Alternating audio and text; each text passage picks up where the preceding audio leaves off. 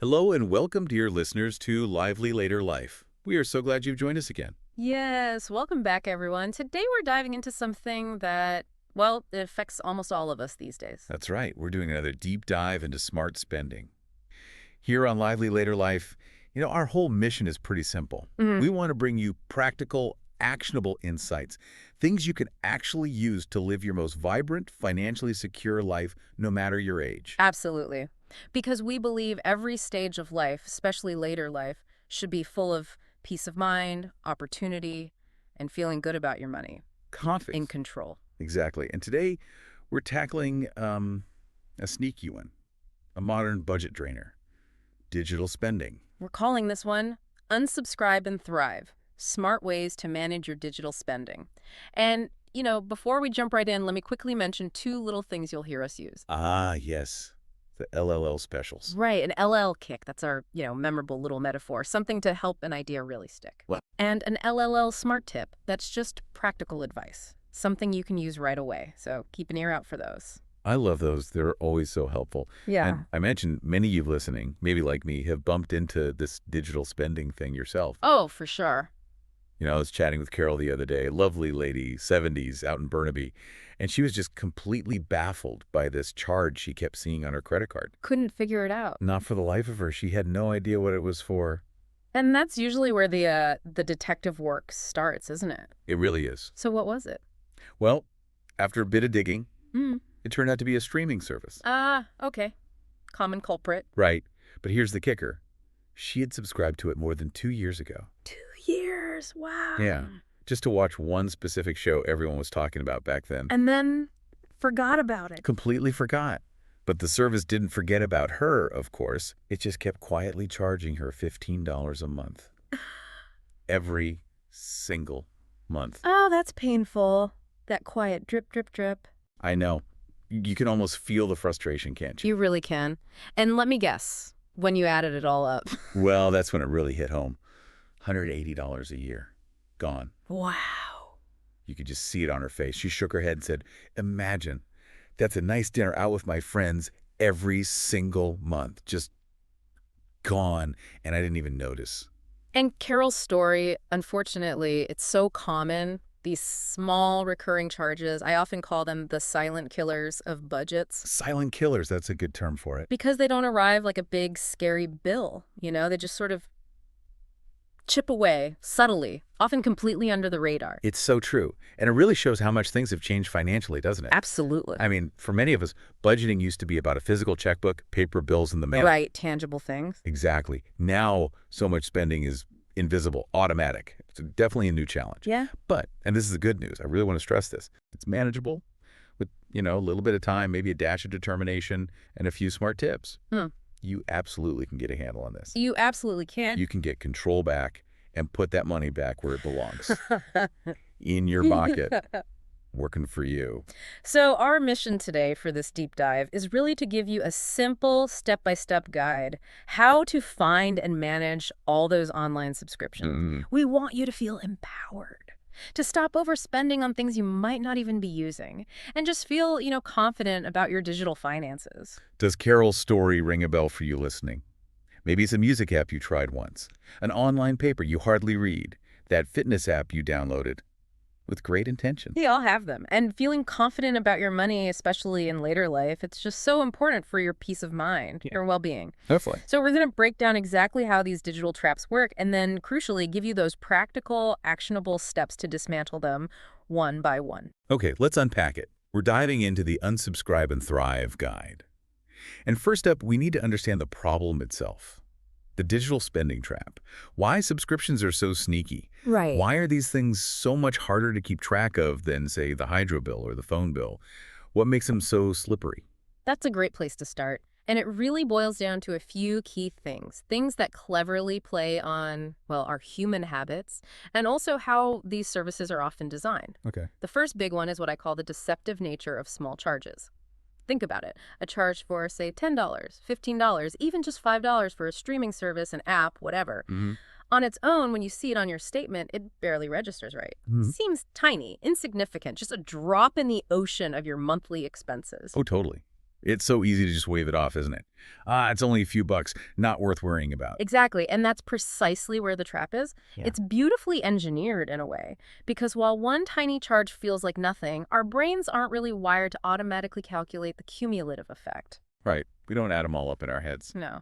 But when you start actually adding them up, maybe Netflix, then a news app, maybe some cloud storage for photos, a language app you started, an audiobook thing, a meditation app. Suddenly, it's not just one drop. Suddenly it's not. Those drops multiply, and that can easily become $50, $100, maybe even more every single month. Wow. And then, bam, that insignificant little drip has become a real leak in your budget. Hundreds, maybe even thousands of dollars a year. Gone. Thousands. Oh. Just slipping away. And it's not just about forgetting. Sometimes companies use these sophisticated designs. They call them dark patterns sometimes. Dark patterns. Yeah, things that make it super easy to sign up, but surprisingly hard to cancel. They play on our inertia, our tendency to overlook these small recurring drains. It's like a stealth attack on your finances. That's unsettling. It is. And research suggests, the numbers vary, but the average household might be wasting over $500 a year on subscriptions they don't use or forgot about. $500 a year. Yeah. That's actually astonishing when you frame it like that. Isn't it? Imagine what you could do with an extra $500. Travel fund, grandkids' education, just everyday spending money. Yeah. So it's not just the one charge, it's the compounding effect of all the little ones we ignore. Yeah. This really is a modern financial challenge. It needs a modern solution. Our old budgeting habits, maybe they just don't cut it here. You've hit on something really key there. And that brings us to the second reason these things are so sneaky. The whole out of sight, out of mind thing. Oh, yes. Think about old school bills. Your hydro bill, property tax, phone bill. They physically arrived, right, in the mail, often in a distinct envelope. They demanded attention. You had to open it, look at it, deal with it. Exactly. You had to consciously do something. Write a check, go to the bank, log in specifically to pay that bill. There was a tangible action, a regular reminder. Right, you could hold it. It felt real. But digital subscriptions, mostly they're automatic charges. Credit card, bank account. You sign up once, put in your details, maybe click agree on terms you didn't really read. We've all done that. And then the money just leaves. Every month, quarter, year, without you lifting another finger, no physical reminder, no envelope, no conscious thought needed from you. So convenient, but also dangerous. Precisely. That automation, while great for things you do want to use, also means we just forget about the ones we don't, especially if we stop using them, like Carol's streaming service. They just fade into the background noise of our bank statements, invisible expenses. Like financial white noise. You stop hearing them after a while. And then, of course, there's the siren song, the free trial. Oh, yes. I know I've fallen for those, thinking I'm being so savvy trying something for free. Oh, the infamous free trial gamble. It's such a clever tactic, isn't it? Companies use it constantly to get new customers. It seems like a great deal. It does. Try it free for a week, a month, no obligation. You get to kick the tires, see if you like it. And the fine print always says, cancel anytime. Makes you feel totally in control. That's the psychology. But here's the catch, the pivot. If you don't actively remember to cancel before that trial ends, boom, automatic charges begin, often at the full price. And life gets in the way. Exactly. People sign up with the best intentions. Oh, I'll remember to cancel. But then, life happens. You get busy, distracted, you forget. Maybe you lose track of when the trial actually ends. In there.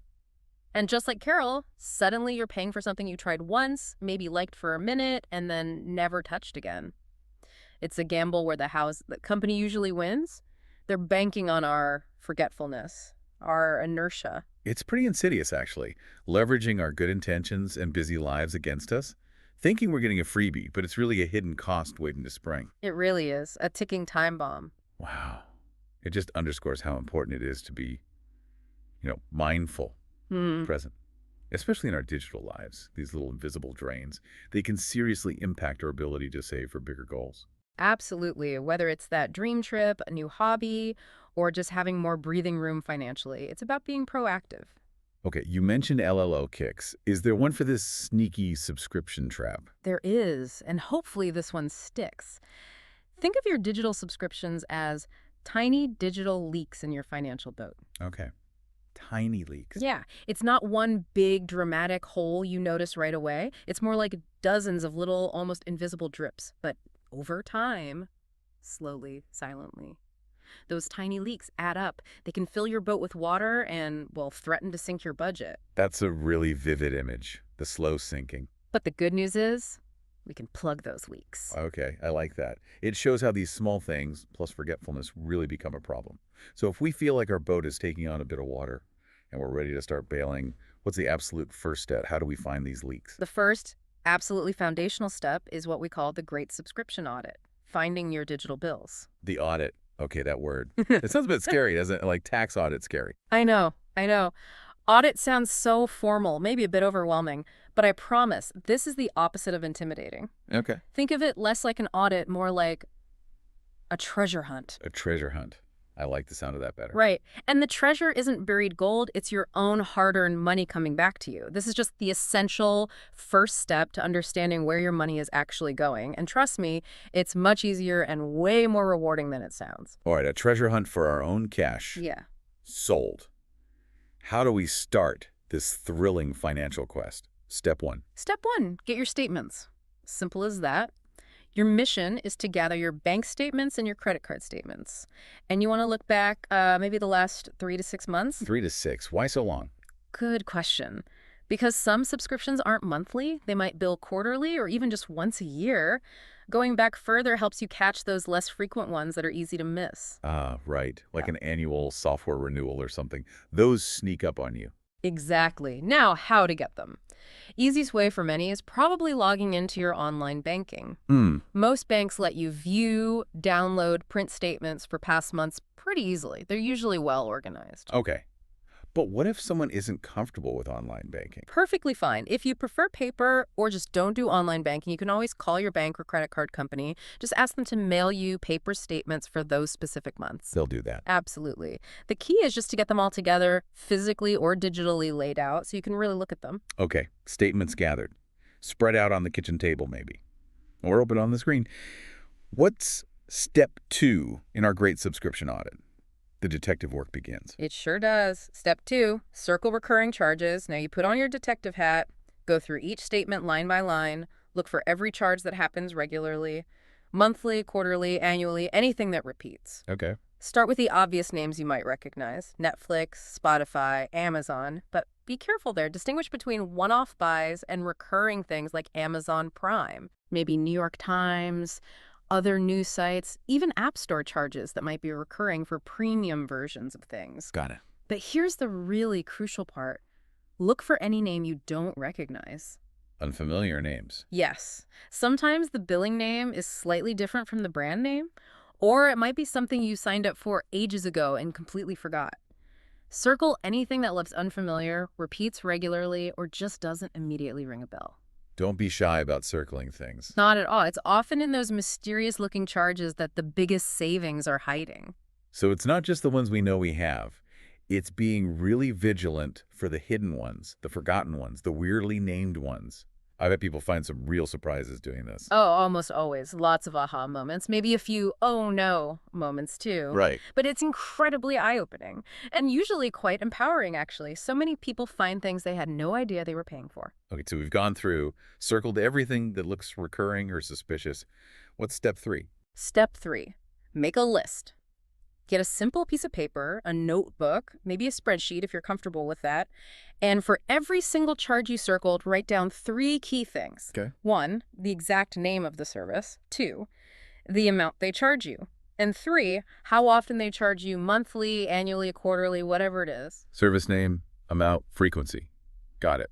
This list becomes your master reference, your personal map of your digital spending landscape. It brings clarity to what was maybe invisible before. That sounds really useful, taking it out of the statements and putting it all in one place. Exactly.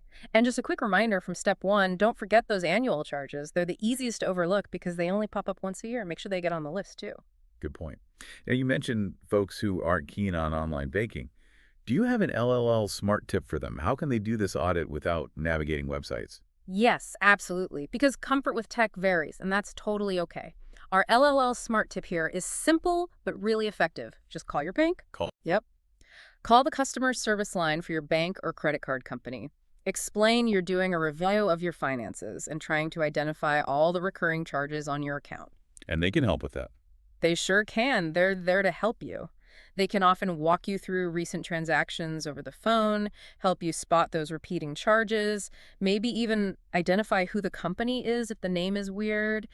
Don't hesitate to use that resource. They're paid to help you, and this is a pretty common request. They can be great allies in your audit. That's a fantastic tip. Removes the tech barrier completely. Puts the power back in your hands no matter how you bank. Okay, so we've done the hunt. We have our list. This clear map of all our digital subscriptions. What Yeah. now? What do we do with this treasure map? Now comes the decision-making phase. This is where the action happens. We call it cut, trim, or fine free, managing your subscriptions. Cut, trim, or find free. I like that. For every single item on that list you made, you need to ask yourself two really simple but very powerful questions and be honest. Okay, lay them on me. Question 1, do I actually use this service? And question 2, is it truly worth the money I'm paying for it? Use it. Worth it. Okay. This isn't about depriving yourself. It's about spending intentionally, making sure your money aligns with what you actually value and use. Right. Conscious consumption. Okay, let's break down those action categories. First up, cut. Cancel it. Sounds pretty final. It is. This category is for the easy ones, services you haven't touched in months. Or maybe, like Carol's streaming service, you literally forgot you even had it. The no-brainers. Exactly. Yeah. These are those tiny digital leaks just draining your budget for zero benefit. If you haven't used it, forgot you had it, it doesn't bring you joy or clear value, cut it. Cancel it immediately. Don't hesitate. No, don't procrastinate. Don't think, oh, maybe I'll use it later, or, should I keep it just in case? If you haven't used it, it's out. That money can go somewhere much better. Okay, makes sense. Yeah. But how do you cancel? Is it always easy? Or do companies make it tricky sometimes? Hide the button. That's a fair question. Some definitely make it harder than others, but usually it's fairly straightforward. Nice. You typically need to log into the service's website. That's often key. Sometimes the mobile app has limited options, so use a web browser on a computer or tablet if you can. Right at the website. Then look for sections like account settings, profile, billing info, something like that. You're looking for phrases like manage subscription, cancel membership, account details. Usually there's a clear button or link there. And if not? If you can't find it easily, try their website's help section. Or honestly, just Google how to cancel service name. You'll almost always find step-by-step instructions. Do it. And if all else fails, you can always call their customer service. The main thing is, be proactive, be persistent, don't give up easily. It's your money. Right. Take charge. Okay, so that's cut. What if we do use a service, but maybe not all the features, or not that often? That brings us to trim, downgrade, or share. Sounds like a way to save without giving it up entirely. Precisely. This is about strategically checking if you're overpaying for what you actually use.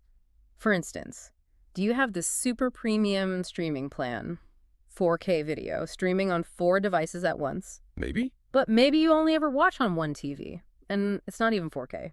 Or you have the top-tier music plan with lossless audio, but you mostly listen through basic earbuds. Ah, I see. You might be able to downgrade to a cheaper basic plan that still gives you everything you actually need.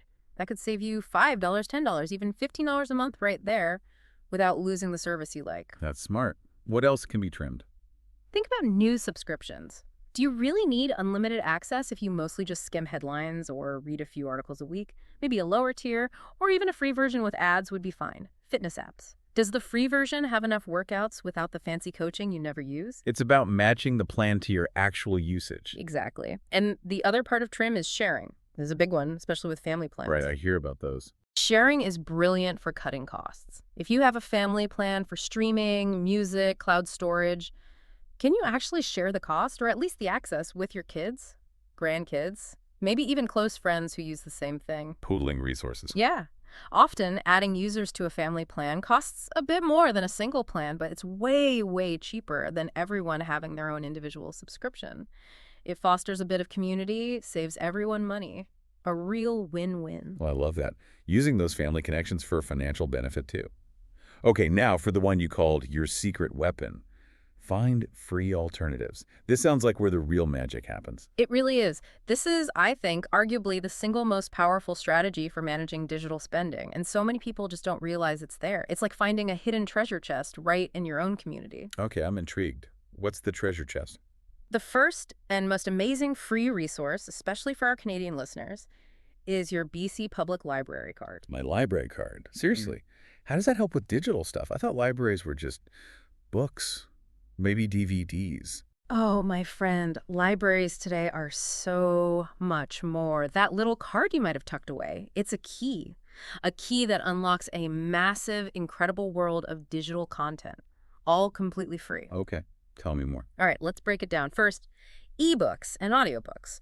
Through apps like Libby or Overdrive, your library card often gives you access to thousands of titles directly on your phone, tablet, e-reader. Thousands. For free. Thousands. Bestsellers, memoirs, fiction, nonfiction. So if you're paying a monthly fee for audiobooks or buying ebooks regularly, check your library first. You might find the exact same book available to borrow instantly for $0. Wow, okay, that alone is huge. I pay for audiobooks. Huge potential savings right there, but wait, there's more. More. Yes. Many public libraries also subscribe to streaming video services. Think platforms like Canopy or Hoopla. Never heard of them. They offer curated collections, movies, documentaries, classic films, foreign films, kids shows, often ad-free, all accessible with your library card. It might replace a paid streaming service or at least supplement it significantly. More variety, zero extra cost. Free movies and TV shows. Through the library. And if you like magazines or newspapers, libraries often provide free digital access through platforms like Flipster or PressReader. Current issues, back issues. You're kidding? So I could cancel my online newspaper subscription. You very possibly could. Or that digital magazine you pay for. Get the same content, or maybe even more, completely free. It's about using the resources your tax dollars already pay for. Your library is this incredible digital hub just waiting for you. Honestly, that's a game changer. I'd have absolutely no idea my library card was that powerful. I need to check this out immediately. Please do. And that leads us perfectly to an LLL kick for this section. Okay, hit me with it. The single most powerful thing you can do for your digital budget is to befriend your local library. Seriously, your library card is a key that unlocks a world of free digital content. Go explore their website, talk to a librarian, prepare to be amazed. Befriend my library. Got it. That's fantastic advice. Beyond the library, though, what else counts as a free alternative? Good question. Think about apps and websites that offer free tiers. Many do. Like weather apps. Do you really need the paid one with hyperlocal radar, or does the free version give you the temperature and forecast you actually check? News sites, can you get enough headlines and summaries from free sources, maybe with ads, instead of paying for unlimited deep dives you rarely read? So evaluate if the free version is good enough. Exactly. Often the premium features are nice, but maybe not essential for how you actually use it. Don't be afraid to downgrade to free if it meets, say, 80% of your needs. Those small savings, even just $2 or $3 a month per app, they add up fast. It's just asking, do I really need the paid one? A little moment of reflection saves money. It really is about being intentional, isn't it? Looking at what you truly use, what brings value, instead of just letting things run on autopilot. Okay, this whole audit and decision process feels really empowering. So once we've done the big cleanup, cut, trimmed, found free stuff, how do we stop the leaks from starting again? How do we prevent this whole situation in the future? What are the smart habits? Prevention, just as important, maybe even more so than the cure. We need sustainable habits. Right. So how do we finally beat those sneaky free trials? Stop them turning into forgotten charges. That's the first key habit. Be wary of free trials, but use them smartly. Don't avoid them entirely. They're great for trying things out. But here's the LLL smart tip. Yes. Before you click sign up for any free trial, immediately, right then and there, set a reminder. A reminder. Yes. Phone, calendar, paper calendar, sticky note on the fridge, whatever works for you. Set that reminder for a day or two before the trial ends. That way, you get a heads up, a conscious prompt to either go in and cancel or to make an active decision. Yes, I like this. I want to pay for it. Build in the decision point before they charge you. Exactly. It turns the gamble into an informed choice, puts the control right back in your hands, interrupts that cycle of forgetting. That's brilliant. Simple, but brilliant. Okay, what's another habit to keep things in check? Second, consider using just one card for subscriptions. If it works for your finances, try designating one specific credit card just for all your recurring digital subscriptions. One card for everything. Why? It makes tracking so much easier. When you review your monthly statement for that one card, all your subscriptions are right there in one place. No need to hunt through multiple bank statements or different card bills. It simplifies your regular check-ins. Consolidation. Makes sense. Plus, a practical bonus. If that card expires or gets compromised, you only have to update your payment info in one place for all those services, instead of trying to remember where they all are.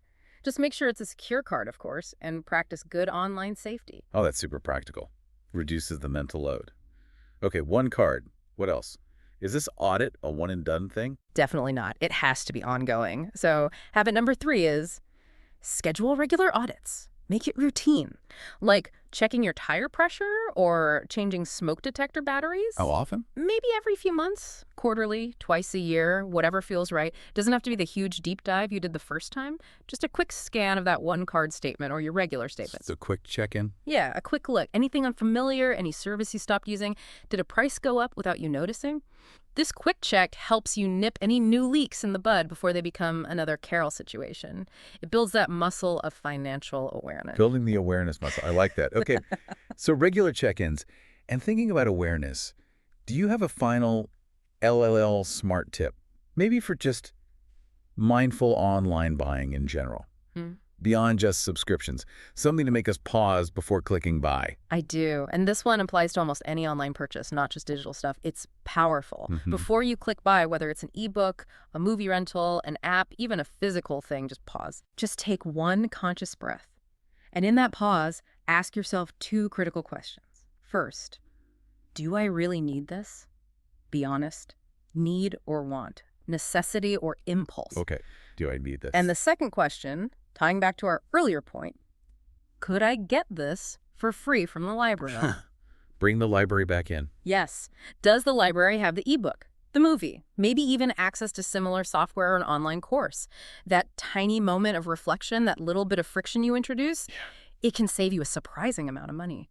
Stops impulse buys. And often the library does have it, right? Very often. And the savings from just that small pause, asking those 2 questions, they really add up over time. It's about being a conscious, empowered consumer in this fast digital world. That's such a great practice. Puts us back in control instead of just reacting to ads or impulses.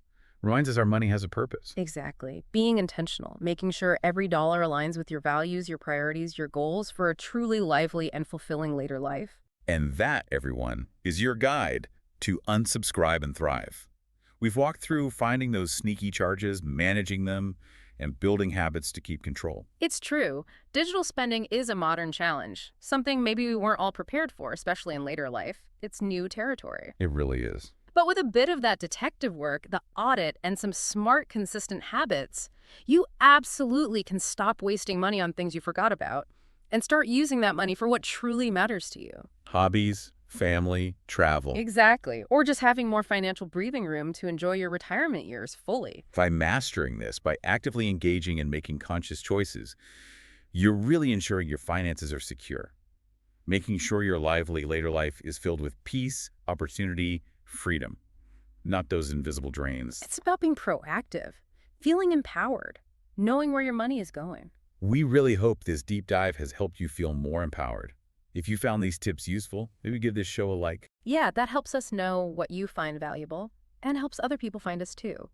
And please, so you don't miss our next tips in the Smart Spending series or any of our other content, Hit that subscribe button. yes, subscribe to the Lively Later Life channel and click the little notification bell too. We're here to help you thrive. And we'd love to hear from you. What did you find when you did your audit? Any surprises? Or maybe you have a great tip we missed.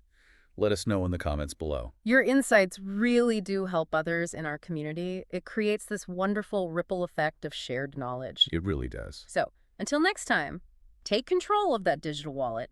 Be vigilant, be smart, and keep embracing your lively later life to the absolute fullest. Thanks for tuning in, everyone. And don't forget to subscribe.